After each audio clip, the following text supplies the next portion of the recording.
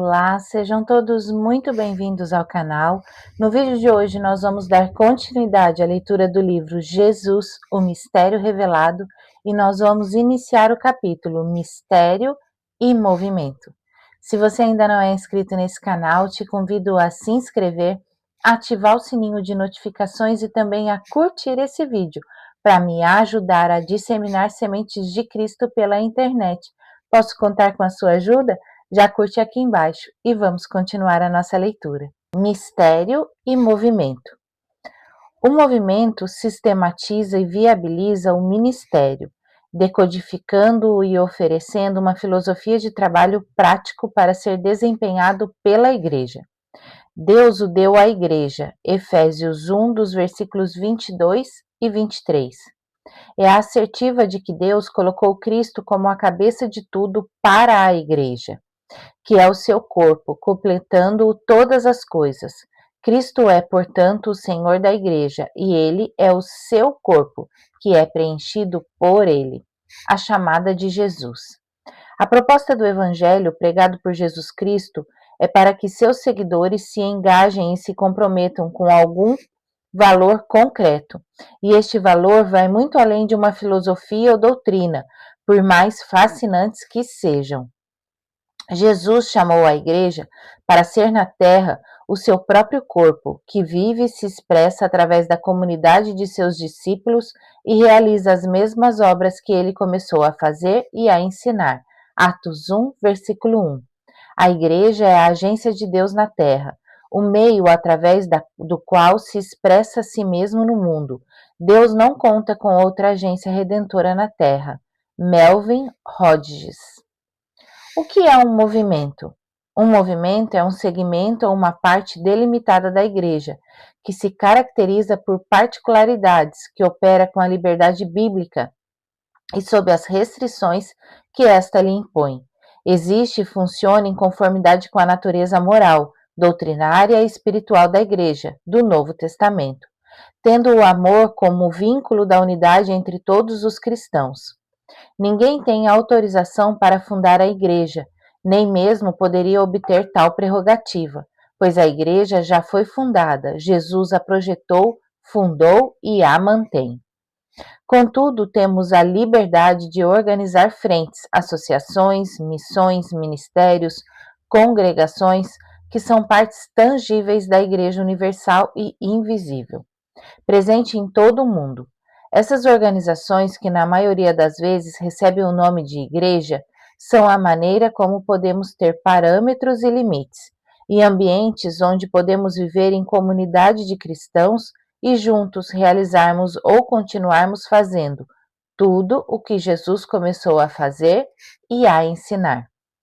A essa condição em que o povo de Deus se organiza no espaço e no tempo, sob as diversas legendas, tendências e preferências, podemos chamar de forma, corpo ou organismo. Desde que a Igreja é um organismo e está viva, ela precisa de uma forma ou corpo para se expressar. A expressão da Igreja sobre a qual estamos nos propondo apresentar aqui é o que podemos chamar de movimento. Todo movimento precisa ter formas de expressões culturais apropriadas para que possa realizar o plano de Deus no tempo e no espaço, sendo, no caso, entre o já e o ainda não. A Igreja, em sua existência física e espiritual, realiza o plano de Deus onde ela se encontra e no tempo em que vive. Em nosso caso, estamos aqui hoje. Essa é a nossa hora.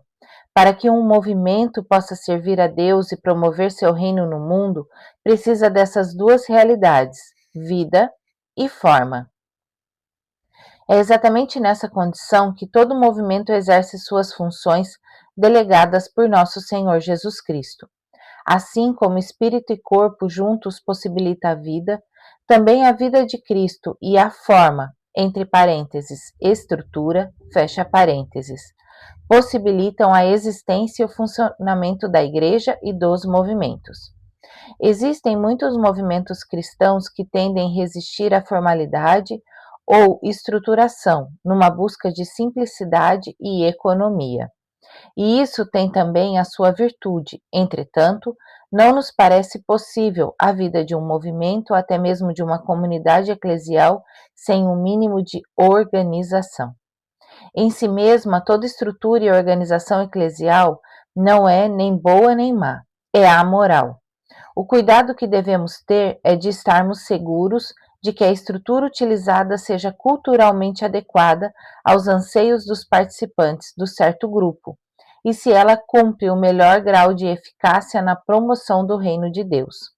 Assim, me parece que a estrutura de um movimento deve ser funcional e operacional, em busca de mais entendimento. As escrituras sagradas não se ocupam tanto com a questão das estruturas da igreja, a qual tem se expressado sobre auspícios de vários movimentos ao longo da história. Em parte, creio eu, para deixar mais liberdade para a própria igreja, ou a organização atuar como melhor lhe pareça, visto que trata-se de uma realidade cultural e humana. Entretanto, a própria Igreja nascente, como a conhecemos na narrativa de Atos dos Apóstolos, estava vinculada a três contextos culturais, dominantes no seu tempo e espaço. Eram as culturas helênica, judaica e a romana. Como já dito, a estrutura de um movimento a princípio é amoral, isto é, ela não é nem boa nem má. Sendo assim, uma vez que tais estruturas são culturais, elas recaem no domínio das coisas secundárias, e assim resta ao próprio movimento e seus administradores a liberdade para adotar o sistema que melhor lhes pareça. Mesmo assim, temos que lembrar que uma estrutura pode ser mais ou menos conveniente, mais ou menos eficiente, mais ou menos válida, com maior ou menor índice de custo-benefício. Assim fica clara a necessidade de uma avaliação mais detalhada de um movimento pró-eclesial. Como avaliar? Uma avaliação dessa natureza demanda alguns princípios, como passamos a ver. Validade. Para ser válido, todo e qualquer movimento precisa ser compatível com a natureza e a forma do Evangelho e da Igreja, como apresentadas no Novo Testamento. Toda estrutura que se opõe aos valores da liberdade em Cristo deve ser rejeitada. As referências a seguir servem para nos dar parâmetros deste ponto importante. Gálatas 5, dos versículos 2 a 26, Tiago 2, dos versículos 1 a 13 e Mateus 15, versículo 6. Para auxiliar na detecção da validade, algumas perguntas podem ser feitas, tais como: esta estrutura é biblicamente defensável? Os serviços, obras e iniciativas a que se pretende implementar facilitarão para que mais pessoas sejam beneficiadas e sejam conduzidas a adorar a Deus e a confessar a Jesus Cristo como Senhor e Salvador?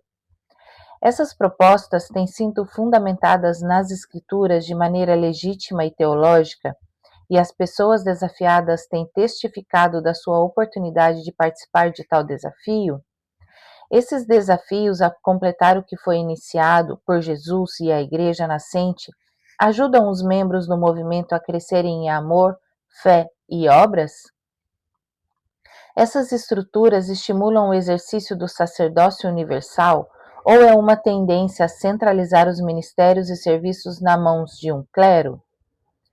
Essa estrutura ficam a serviço da proclamação do grande mistério Jesus Cristo revelado? Viabilidade.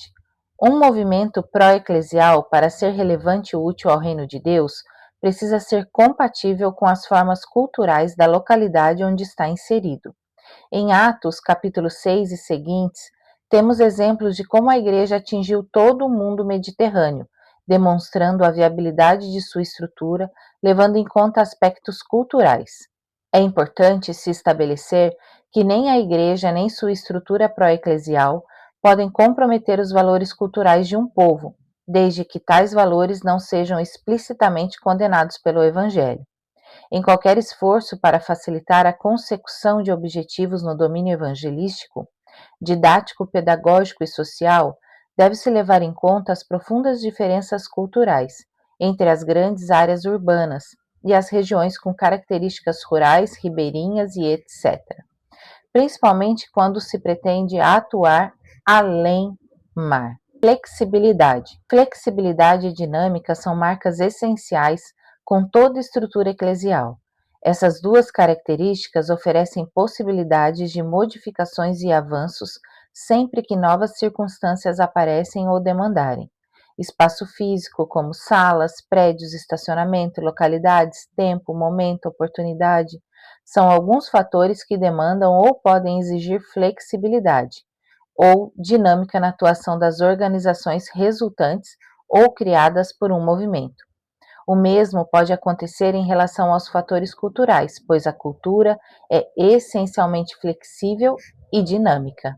Vamos terminando nossa leitura aqui por hoje. Desejo a todos vocês uma abençoada semana e até a nossa próxima leitura.